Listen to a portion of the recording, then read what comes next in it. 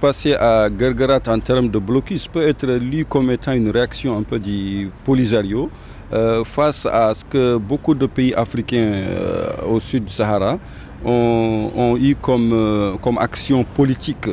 Parce qu'on sait que déjà beaucoup dans ces pays-là ont ouvert des représentations diplomatiques au niveau de Dakhla et à El Ayoub, entre le royaume marocain et le Front Polisario.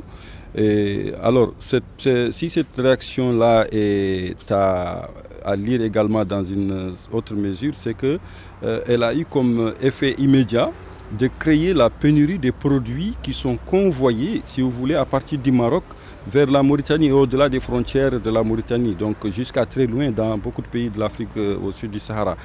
Cela donc va poser un problème, un véritable problème au niveau de ce qu'on appelle la circulation, la libre circulation des biens. On ne sait pas ce que par exemple cela peut signifier pour un mouvement de libération du Polisario en termes de respect des règles internationales. Mais ce qui est sûr, c'est qu'actuellement, la violence qui est en train de se dérouler dans cette zone de Guerguerat n'arrange ni le Maroc, ni la Mauritanie, ni même l'Algérie qui est aussi partie prenante, si vous voulez, dans ce conflit d'une manière ou d'une autre. Et au-delà, mais aussi au niveau international, parce que déjà, ce qui serait intéressant, c'est de jouer un jeu diplomatique qui aille dans le sens de la paix.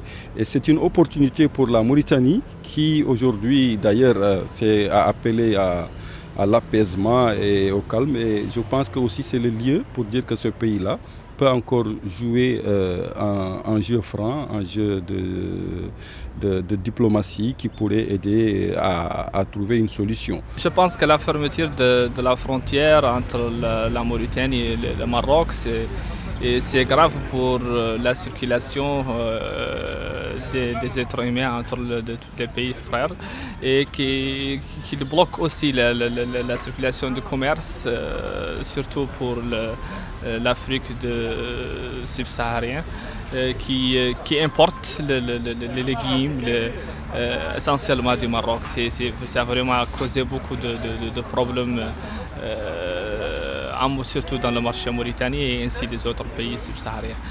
J'espère que le problème sera résolu dans les prochains jours d'une manière légale pour tous les partenaires.